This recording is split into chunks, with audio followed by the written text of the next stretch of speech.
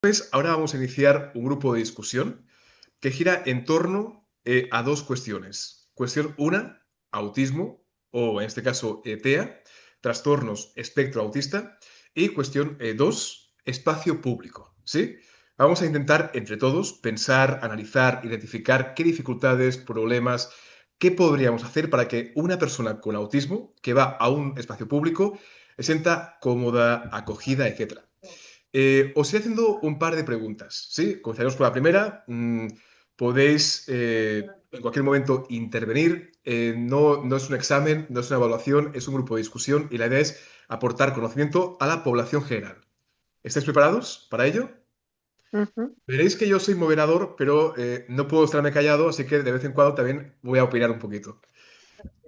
Así que vamos a ello.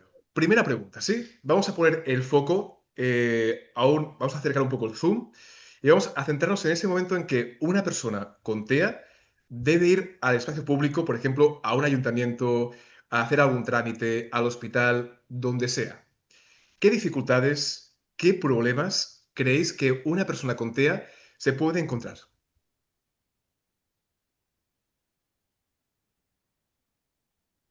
¿Quién empieza?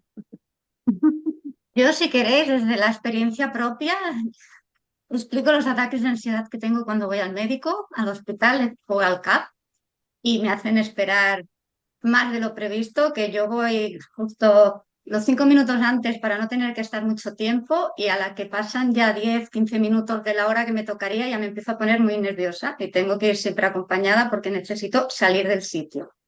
Porque he comprobado que hasta los 40 minutos aguanto, pero a partir de los 40 minutos me coge un ataque de ansiedad, entonces ya no hace falta ni que entre al médico porque no soy capaz ni de explicarle lo que venía a hacer. Entonces, las esperas y los ruidos, porque bueno, cuando vas al hospital a hacerte una prueba o lo que sea, hay muchos ruidos de puertas, de camillas, de cosas que para mí son muy molestos y las luces también. Bueno, sigo yo, si os parece. ¿Os parece bien? Me parece Sí, genial, vale, Berto. gracias. Bueno, todo esto como a mí, como soy, tengo muchas metodologías redactadas, tengo muchos libros metodológicos, me gusta mucho la metodología, así que trabajar así un poco a la buena de Dios me va a costar un poco, ¿no? Pero bueno, voy a contar como Patricia, ¿no? Una experiencia que he tenido porque hace 3 años estuve en Buenos Aires. Me llamó una amiga que me conoce en los temas en los que estoy trabajando, porque tenía que sacarle el documento de identidad a su hijo de 10 11 años, urgente, porque si no, no podían viajar, y el niño no podía entrar al edificio del registro de las personas de Buenos Aires, que es un edificio que está muy bien, porque es un edificio antiguo, muy amplio, que tiene una planta baja con un espacio central lleno de iluminación, precisamente lo que acabas de decir, Patricia. Imagínate, el niño llegaba, 11 años, llegaba a la puerta del registro de las personas y no había manera de hacerlo entrar. Es que no había manera. Entonces, yo no voy a explicar los detalles, porque probablemente esto pertenezca a mi metodología, que en algún momento, si queréis, os cuento cómo funciona, ¿no? Entonces, lo único que voy a decir es qué hicimos para resolver que el niño pudiera entrar al registro de las personas y sacarse por fin el documento de identidad y que la mujer pudiera viajar con su hijo. Lo primero que hicimos fue analizar el edificio, ver, yo tengo una metodología para trabajar con accesibilidad cognitiva que se basa en aspectos de orientación, en principio de orientación, pero luego hay otros factores que no son solo la orientación, sino lo que acaba de decir Patricia, la iluminación, los rincones, las luces o bien la oscuridad en relación con de repente aparezca una luz que lo deja ciego o que te deja ciega, ¿no, Patricia? Entonces, lo que hicimos fue analizar todos los factores desde el punto de vista de la metodología de la accesibilidad cognitiva, cómo estaba organizado ese espacio, dónde estaban las encrucijadas de ese espacio para que el niño no se sorprendiera cuando llegara a un espacio y no supiera cómo reaccionar, hacia dónde ir, si a la derecha, hacia la izquierda, si hacia adelante.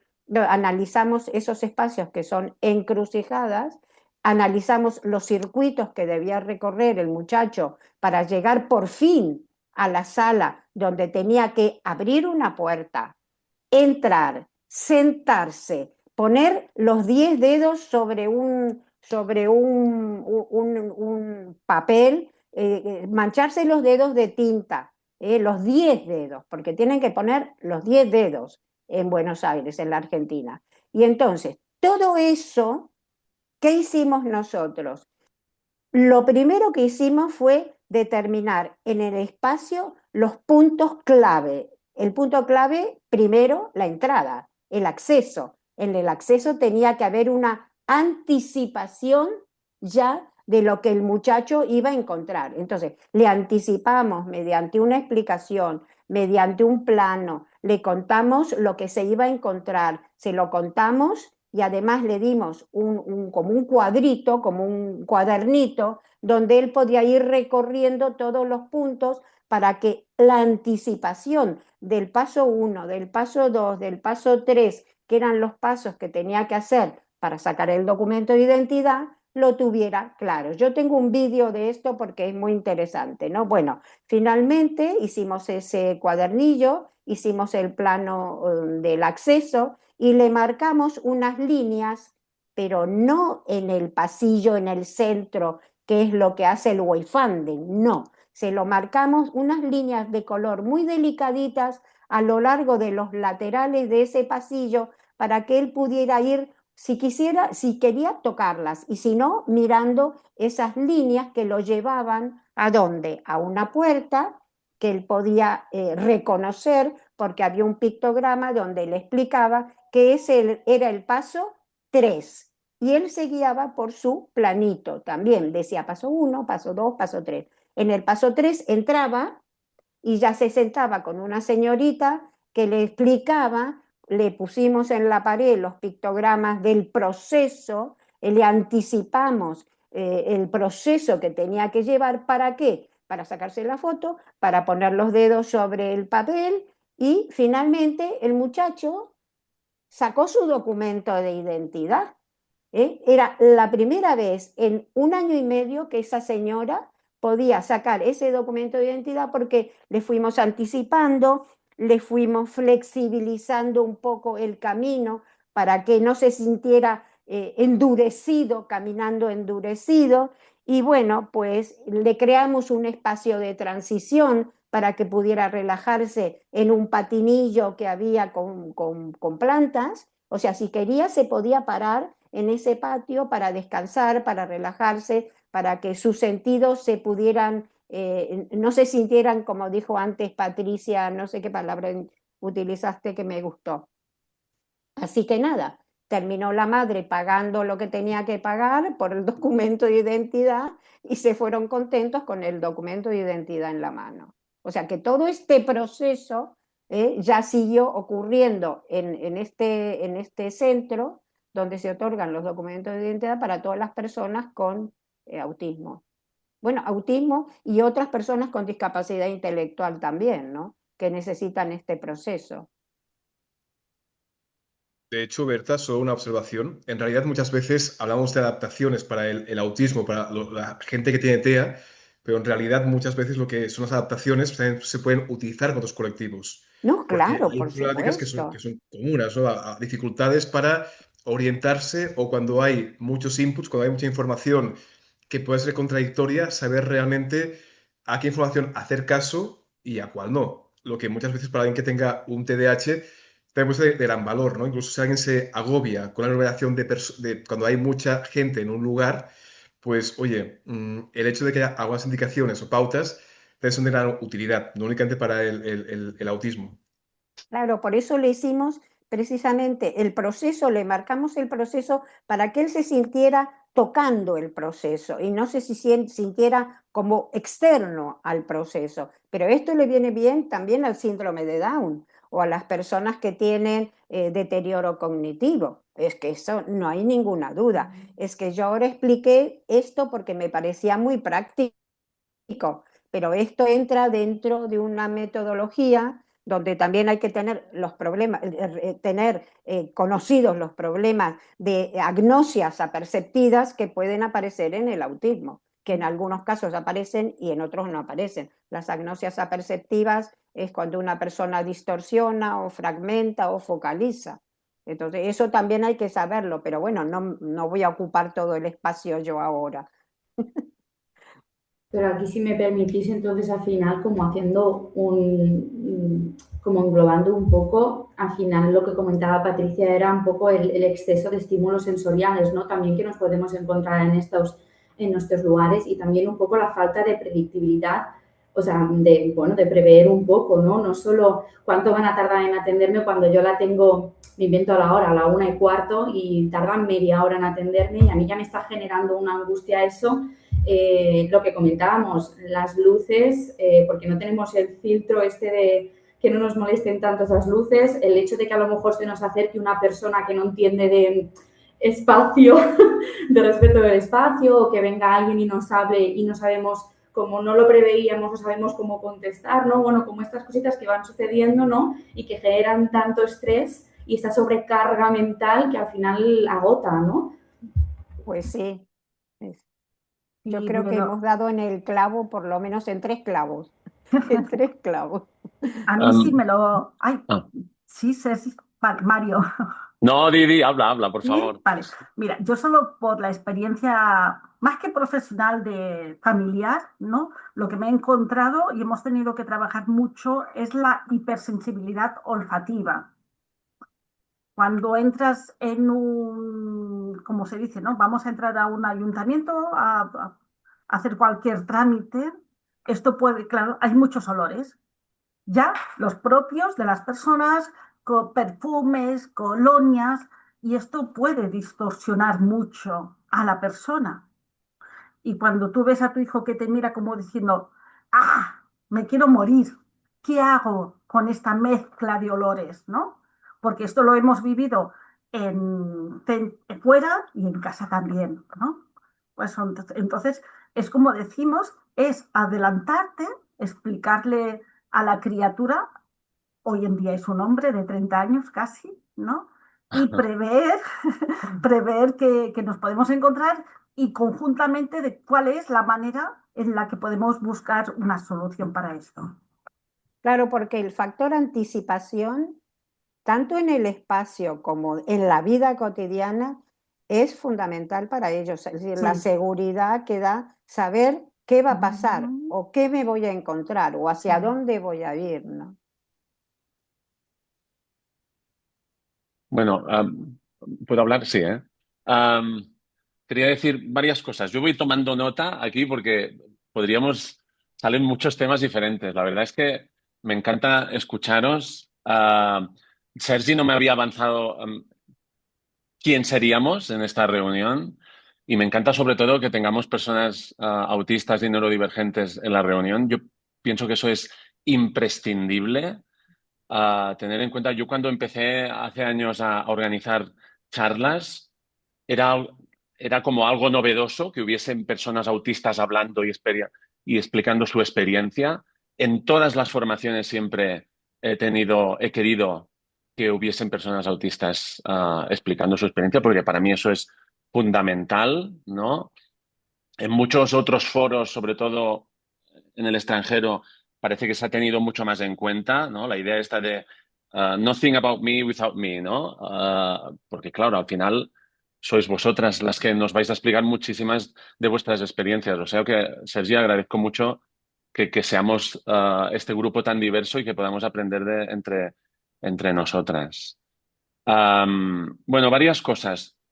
Un tema que creo que a lo mejor puede poner gasolina al debate, pero pienso que es imprescindible, es que me gustaría, no sé qué pensáis, que tengamos una visión neuroafirmativa de todo lo que estamos tratando, ¿vale? y que no pongamos el peso, que cuando hacemos una pregunta, ¿qué problemas pueden tener las personas autistas? Que salgamos de ahí, porque ahí estamos poniendo el peso a la persona autista y no es así. En realidad es qué adaptaciones tenemos que hacer para que todos nos podamos sentir más cómodos. De hecho, ahí Berta estaba dando en el clavo diciendo, um, es que esto no va a beneficiar solo a la persona autista, puede beneficiar a cualquiera de nosotros. Es como cuando te vas a un aeropuerto que no conoces la lengua. ¿Qué estás buscando? Estás buscando pictogramas, estás buscando una señal que te ayuda a entender los contextos. Por lo tanto, cualquier adaptación a nivel cognitiva, dejando de banda todo el aspecto sensorial, ¿no? Pues nos va a ayudar a todos, absolutamente. Por lo tanto, pienso que sería importante tener esta visión neuroafirmativa y no tan patológica de lo que es el autismo.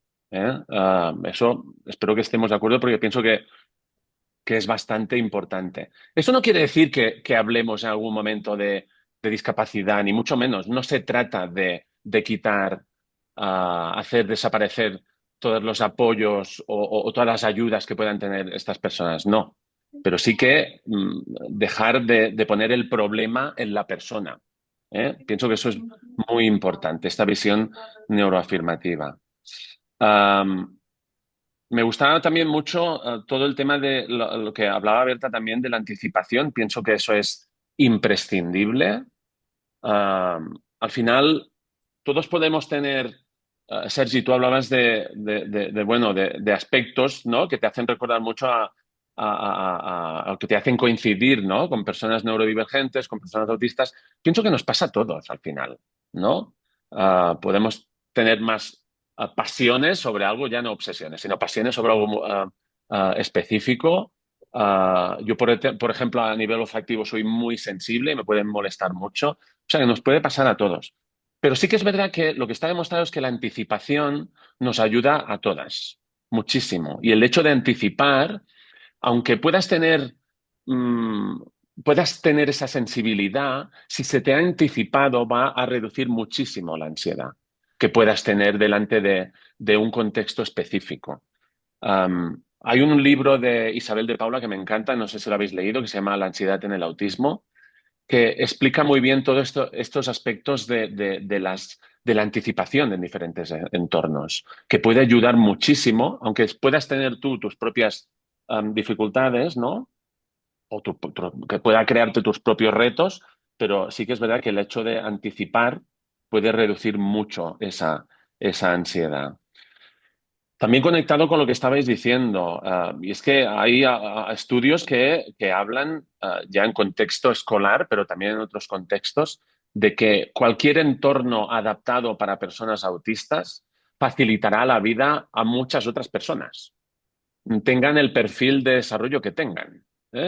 Berta habla de discapacidad intelectual, bueno, pero es que está demostrado que si nos focalizamos en autismo, vamos a ayudar a muchas otras personas. Por lo tanto, es muy importante que podamos hacer estas adaptaciones. Y al final, lo que es muy importante también es conocer a la persona específicamente, ¿no? Porque hablabais tú de tu hijo, ¿no? De cuando, de diferentes momentos donde vais. Patricia también hablaba en entornos sanitarios, que eso es muy importante y es una de las pasiones que yo tengo también, de poder mejorar entornos sanitarios para personas autistas. Pensar que hay un artículo muy importante que se publicó hace un tiempo ya, que se hizo en Suecia, donde, y esto que voy a decir es muy grave, donde ahora no me saldrá la palabra, no la calidad de vida, sino Esperanza. la esperanza de vida, eso, no me salía. Gracias. La esperanza de vida de las personas autistas en comparación con las personas neurotípicas había una diferencia de 28 años. Y eso es gravísimo. Y no es porque las personas autistas tengan una condición orgánica per se. A ver, que puede haber, ¿no? Pero no. Sino el hecho es que han tenido experiencias tan traumáticas cuando quieren acceder a entornos sanitarios, que antes de volver a ir a un entorno sanitario, pues claro, van al entorno sanitario cuando ya están muy mal. ¿no? Cuando ya no pueden más y por lo tanto cualquier condición o la patología orgánica que puedan tener, pues se ha agravado muchísimo más. Por lo tanto, pienso que es muy importante que trabajemos estos aspectos. Y ya no hablo más, porque si no, podría hablar mucho más rato, pero quiero dejar espacio a las otras personas. Gracias. Con lo que Sí, dijiste de que yo, es... Ah, perdón. perdón, Natalia, no, sí. Diversa. No, bueno, no, que no quiero ocupar tampoco mucho espacio, pero con respecto a que se parece el autismo, es que el autismo tiene tantas características que se parece a todos, porque bueno, mi nieta tiene síndrome de Turner y se reúne con grupos de gente con autismo, porque desde el punto de vista sociológico, digamos, social, de integración social, se lleva fenomenal con las personas con autismo. Y ella tiene un síndrome que se llama síndrome de Turner, que es de las mujeres, además, que solo es de las mujeres, ¿no? Entonces, es que yo tengo mucha experiencia porque tengo una nieta con síndrome de Turner y otra con TDAH. Entonces, claro, tengo experiencia, bueno, madre mía, cuando vienen a mi casa tengo que acomodar todo para, para que no pase nada, ¿no? Entonces, como es poligénico el autismo, hay muchas características que a mí me ayudaron, por ejemplo, con el tema de las personas con Alzheimer precoz, porque las personas con Alzheimer precoz no olvidan, lo que tienen es problemas de agnosias aperceptivas. Y entonces todo eso yo lo he sacado de aprender cuál es esa agnosia perceptiva del autismo, que puede ser la fragmentación, la distorsión, etcétera, etcétera. Y me ayudó para el caso del Alzheimer. Bueno, aquí también lo dejo. Bueno, yo solamente por la parte que me toca, que estoy en un hospital, nosotros sí que es cierto que yo cuando voy a desayunar, que voy con bata blanca, ¿no? Pues me vienen muchas personas, la mayoría sin discapacidad, preguntándome dónde están las cosas, porque la verdad es que el hospital no es nada fácil para nadie. Luego cuando tú ya coges tu tarjeta sanitaria, ¿no? Te ponen un código C4C y ahora espérate tú que te llamen, ¿no? Y para aprender la relación tienes también ahí, ¿no? Unas condiciones difíciles. Aparte, cuando vamos al hospital normalmente no nos encontramos bien, ¿no? La mayoría de veces. Entonces ya vas con unas condiciones personales, biológicas, que no son las más adecuadas, ¿no? Que sobre todo en el colectivo en el que yo me muevo, que es más problemas de conducta, pues ahí sabemos que es un foco de irritabilidad pues importante, porque si a mí me duele la muela y no lo sé decir, pues ahí, ¿no? O me duele, me he roto el brazo y no noto que me he roto el brazo, ¿no? Porque la tolerancia al dolor es diferente, pues ahí pues tenemos una dificultad añadida. Otra dificultad añadida que nos encontramos es que las personas, sobre todo en mi caso, ¿no? Que son personas con discapacidad, la mayoría tienen un asistente y van acompañadas. Entonces, a veces son por familiares, que súper bien, pero otras veces viene la fundación, ¿no? Nosotros, Supor principalmente son la mayoría de casos que atienden, pero cuando ellos no vienen, vienen un trabajador familiar que desconoce totalmente a la persona, que tiene que ir a una visita ginecológica la primera vez, que lo que conlleva esto, ¿no? Que a todas nos pone nerviosas, pues imagínate tener que ir con un desconocido que te acompaña, ¿no? Entonces yo creo que hay una causa ya personal propia, ¿no? Tuya, que te genera pues una serie de malestares y que ahí pues que tienen que quedar también en evidencia cuando llego a un lugar hostil que no sé dónde tengo que ir, ¿no? Entonces ahí en esa línea nosotros hemos hecho un programa que, como decía Berta, ¿no? De accesibilidad cognitiva, se llama Facilías, no sé si lo habéis oído estos días porque ha salido publicada en la web de IAS, en las diferentes televisiones, donde lo que pretendemos básicamente es que detectamos esta necesidad. Lo que dice Mario es cierto, las personas con autismo pues fallecen lamentablemente mucho antes, ¿no? Pero las personas que tienen discapacidad pues añádele menos años. ¿Por qué? Porque tenemos más dificultades, sobre todo pues porque los que tienen problemas de conducta todo lo añadimos ahí, a medicación psiquiátrica. Entonces, si yo tengo una apendicitis pues, y me pongo nervioso, pues será que me he descompensado, añadimos antipsicóticos, ¿no?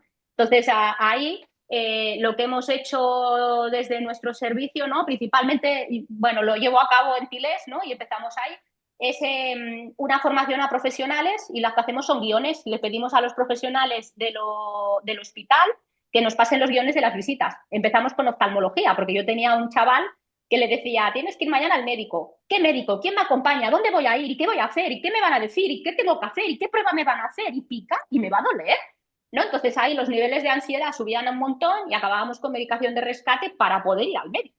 Qué Entonces, y luego horror. al final no te pierdas que la visita acababa siendo, no se puede realizar la visita porque el paciente no colabora, ¿no? Llevábamos 6 meses Ah, esperando la visita médica, que esa es qué, otra. qué horror. Y tenemos los compañeros al lado, ¿no? Entonces Ah, ahí hemos hecho este programa en el cual es eso, pedimos a los compañeros un guión de su visita, ¿no? Y nos hacen el guión tal cual van a hacer y van a proceder la visita, en el cual yo lo adapto y lo trabajo con la persona antes de ir. Es decir, te van a tapar el ojo, venga, Gerard, ponte, ¿cómo te van a tapar el ojo? Pues así, venga, léeme las letras, ¿no? Y yo lo trabajo con él. Esto al final, ¿qué pasa? Que el servicio de oftalmología en el cual ha participado y se les ha formado en pictogramas y en el uso, pues tenemos las evidencias, porque al final hemos pasado una evaluación y demás, ¿no? A profesionales, tenemos las evidencias de que lo han utilizado con, ahora ven, ¿no? Cuando sale con la tarjeta Cuidam, que es la franja amarilla que te sale, ya van con la carpetita debajo del brazo, ¿no? O cuando ven niños o personas con dificultades idiomáticas y lo están poniendo en marcha con estas personas. Entonces, ¿qué han visto? Que funciona, como decía Mario, ¿no? O Berta, con todo el mundo. Entonces, la persona realiza su visita, ellos van con su cronograma ahí marcado y no hay problema. Entonces, el profesional va tranquilo porque hace su trabajo, ¿no?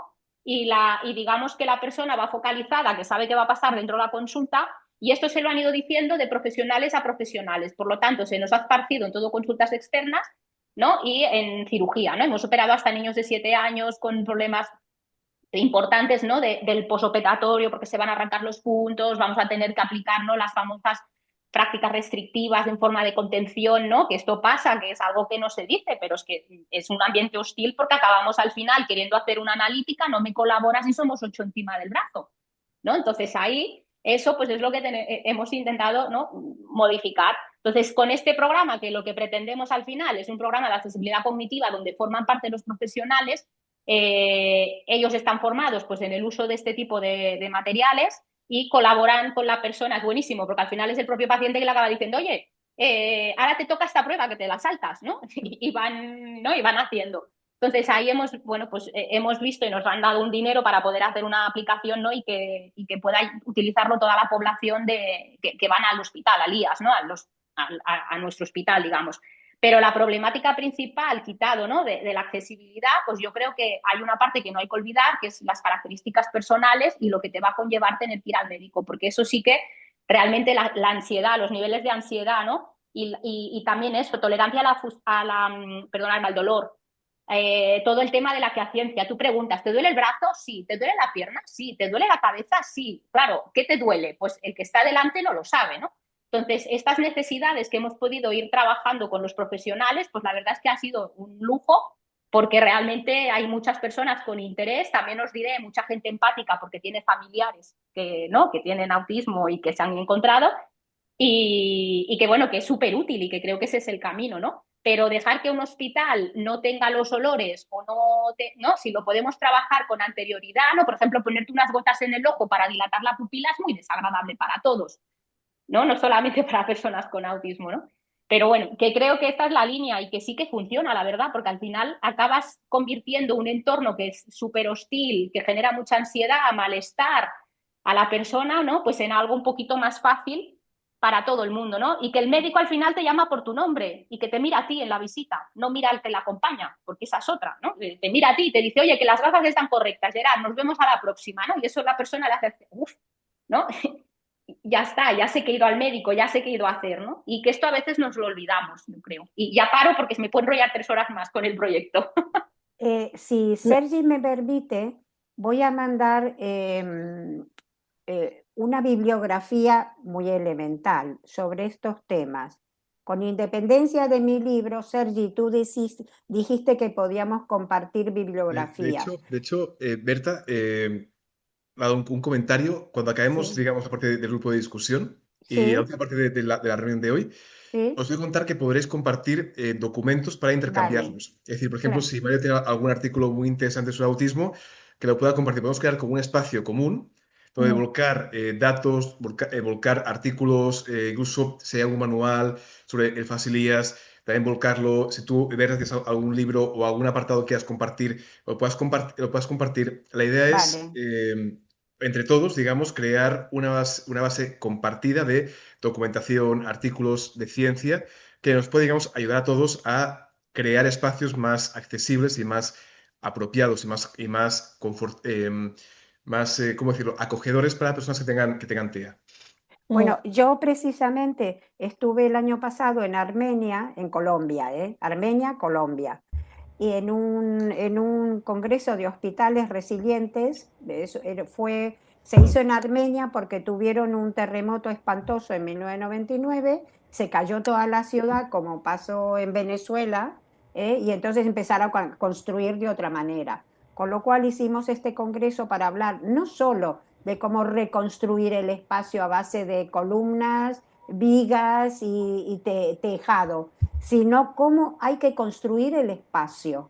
Entonces, precisamente mi artículo que está en la página 24 es que acaba de salir la revista del Congreso de Armenia, os la voy a mandar entonces, Sergi, en la página 24 está qué pasa en el espacio hospitalario, que es el antes, la angustia de llegar al espacio, el durante, esa angustia, Natalia, de vivir ese espacio espantoso para mí o no, porque a lo mejor yo voy tranquilamente. Y sobre todo lo que te queda después, que hace que no quieras volver a ese espacio de centro de salud o de espacio hospitalario. Os voy a mandar como está hecho en internet, os voy a mandar el enlace para que lo podáis mirar. Luego tengo un librito que no sé si está en digital, que es de una amiga mía argentina que tiene una hija con autismo, hicieron un viaje a Europa y entonces el libro, yo le dije, ¿por qué no publicas en un libro? Entonces el libro se basa en toda la tarea que hizo la madre, el padre y la hermana con la niña, explicándole qué se iba a encontrar en su viaje a Europa. Luego, el viaje a Europa, cuando ya estaban en el viaje a Europa, y entonces en el libro se ve desde lo que pasó antes, el durante y toda la experiencia de la chica, que es una adolescente de 16, 17 años, y el después. O sea que fue realmente un libro de toda la experiencia que pasó esa familia con una persona que tiene un autismo grado 2, habla pero muy poquito, pero habla, va al colegio, va a un colegio regular, y cómo se puede vivir realmente de manera positiva toda esta experiencia. Pues mira, Berta, justamente si quieres, en la siguiente, esto de espacio público va a dar mucho juego, de hecho, porque hay preguntas que entonces queríamos abordado. Si quieres, en la siguiente reunión hablamos con más profundidad del libro este, porque también recuerdo que Natalia, cuando hizo una exposición hacía un tiempo, utilizan, digamos, una serie como de, esa palabra en inglés, templates, de plantillas, que es para intentar ayudar al chico o a la chica, pues, a saber si voy a duchar, qué hacer, paso a paso. Y también recuerdo el caso de un chico que le gustaba mucho viajar, que tenían ahí el mural. Así que, si te parece bien, lo dejamos para la siguiente reunión. Sí, claro, por Eh, supuesto. Nos quedan 8 minutillos de grupo de discusión, 5, 8, y tenemos 2 manos levantadas. Eh, ya sé que tenéis mucho conocimiento y volcarlo todo en tan poco rato es un gran reto. Judith, tu turno. Será cortito. Simplemente reaccionando a lo que ha dicho Natalia, también desde la Federación Catalana de Autismo con la Vall d'Hebron desde el 2021 se está desarrollando un proyecto que se llama Madaptu. Sí, verdad, que supongo que lo conocéis, pero que tiene muy buenos resultados. Hemos hecho la evaluación hace muy poco tiempo, hace un par de meses, y bueno, se está desarrollando la segunda guía del Madaptu, que bueno, todo eso os puedo compartir también.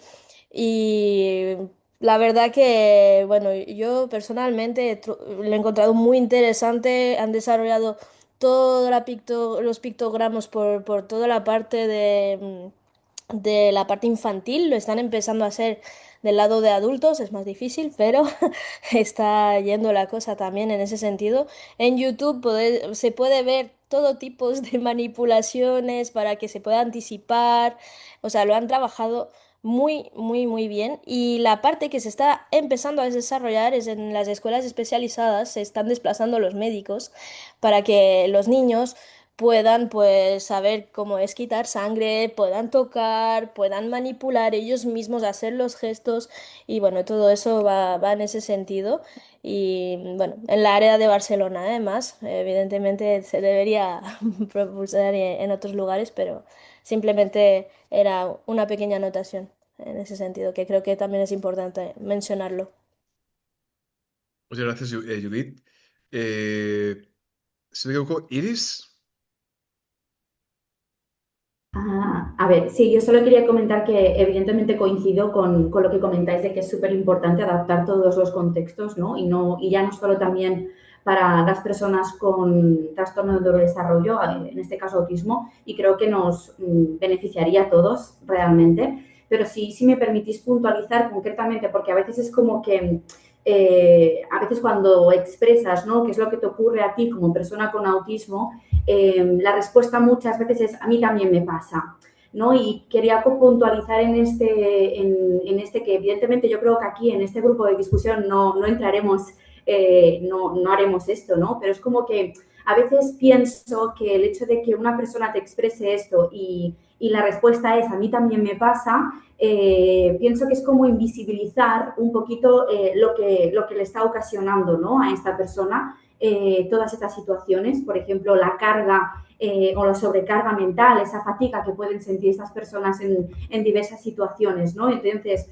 si a ti, voy a abrir un melón, ¿no?, aquí a lo mejor, pero es que también te pasa, a lo mejor si tú también eres neurodivergente o, o simplemente, vale, sí, evidentemente que te puede pasar porque puede ser sensible, ¿no?, a nivel sensorial, pero como concretar, ¿no?, qué es lo que le supone a la persona realmente, ¿no?, cómo le afecta realmente. ¿Son mismos grados o no son los mismos grados de afectación? Simplemente quería comentar eso, porque no creo que aquí realmente vayamos a cometer como ese, es que no sé cómo decirlo sin que suene mal, ¿no? O sea, que no vayamos a cometer como este error, pero era como una pequeña puntualización. Iris, de hecho estoy muy de acuerdo contigo. Muchas veces podemos tener, digamos, punto en común con alguien que tiene ansiedad, podemos tener puntos en común con alguien que tiene depresión, incluso podemos tener puntos en común con alguien que tiene esquizofrenia. Desde mi punto de vista, y es mi opinión, creo que muchos trastornos, en este caso muchas condiciones, porque el autismo, aunque está dentro de trastornos del neurodesarrollo, para mí es más una condición, es una forma de concebir y entender el mundo, sin quitar la parte de dificultad cuando interaccionas con ese mundo, ¿no? Que no está muy adaptado a según qué necesidades.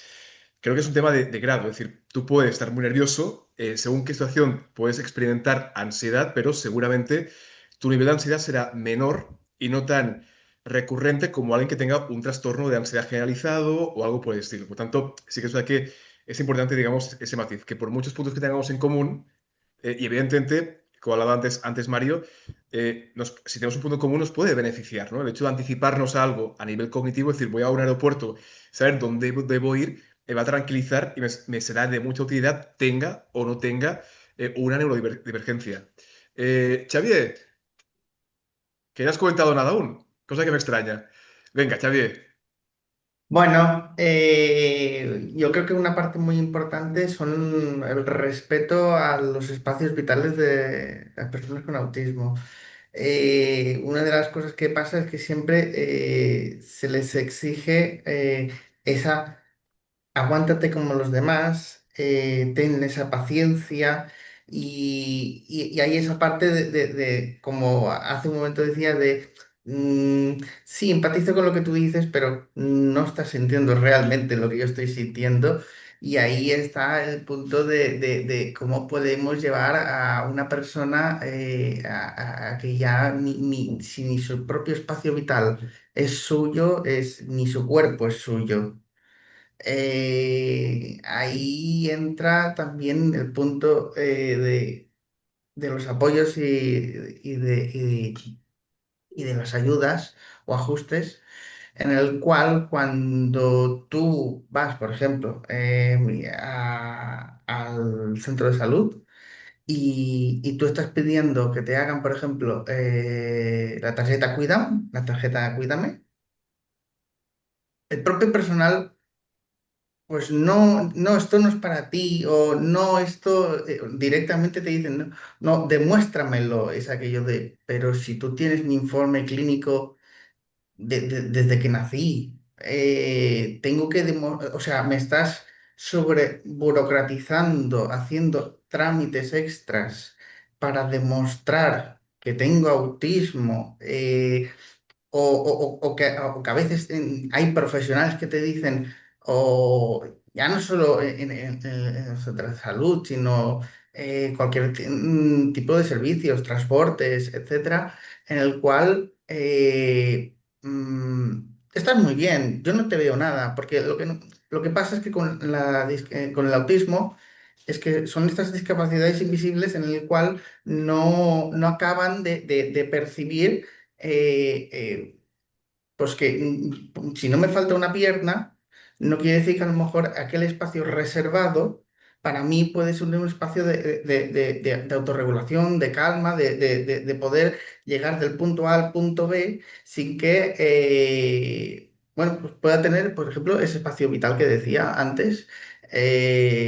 También en este punto de tener que estar constantemente reclamando, reivindicando, es como que, bueno, pero tú ya eres adulto, o sea, sí, bueno, el autismo adulto, pero no, es que con los niños es más fácil verlo que dices, eh, te salen con frases o con excusas que como que sí, están más formados a lo mejor en detección temprana, pero cuando se trata de personas con autismo que son adultas, es como que eres suficientemente adulto. Si has llegado a ser adulto, es que a lo mejor ya no necesitas ayudas.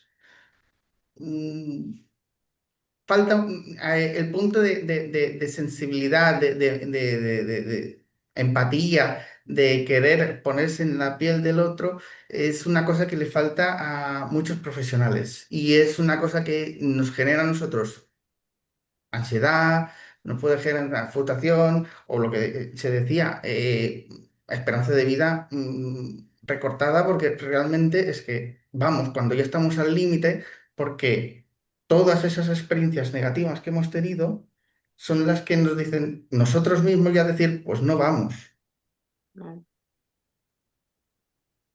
Muchas gracias, Xavier. Patricia, con Patricia ya terminamos la ronda de intervenciones. Yo es que me está resonando todo mucho lo que me decís. En el hospital que va yo, cuando a una enfermera le dices lo de la tarjeta Cuídame aquí no sirve, dicen, ¿el qué? Muchos no saben ni qué son, ni qué es.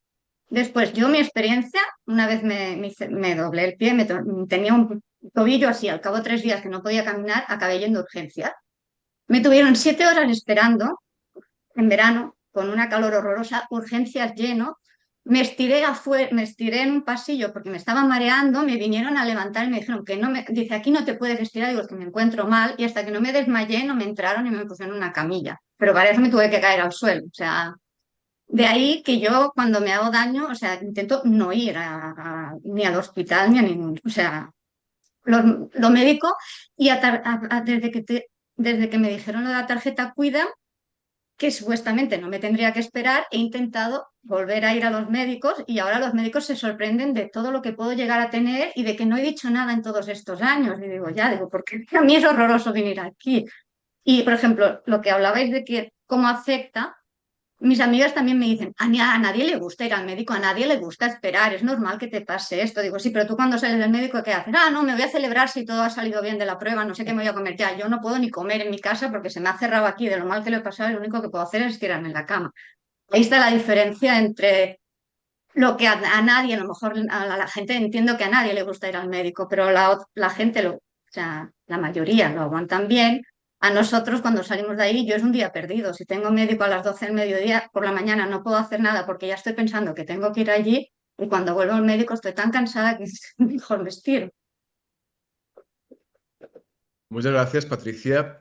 Bueno, ya como cierre y como resumen de lo que hemos estado hablando, ha sido el tema de la anticipación, ¿no? Algo tan sencillo, o que puede parecer tan sencillo como, oye, ayudar a la persona a que sepa lo que le va a ocurrir, si está en un lugar público, pues hacia dónde tendrá que ir, dónde tiene que girar, dónde no, dónde está la puerta, por ejemplo, si es una consulta médica, dónde está la consulta médica. Es un aeropuerto, como se ha hablado en algún momento, o como decía Berta, ¿no? Cuando tienes que pedir, ¿no? Un documento de identificación, ¿no? El hecho de que haya unas líneas en el borde de la pared que te indican, o incluso que en la puerta haya un icono, que haya un pictograma que te dice, no, ese es el paso 3 que debes seguir. Eso ayuda una barbaridad. Me ha gustado ver que preguntando por aquellas dificultades o problemas que una persona se puede encontrar al ir a un lugar público, hemos, digamos, ido directamente a las soluciones, ¿no? Desde Facilias hasta lo que ha explicado Judith, ¿no? Que, si no me equivoco, corrígeme, es de la Vallebrón, que es un proyecto que lo que intenta es que la persona pueda experimentar antes de vivirlo en la vida real, pues que supone que te saquen sangre, ¿no? Que puedas tocar los materiales.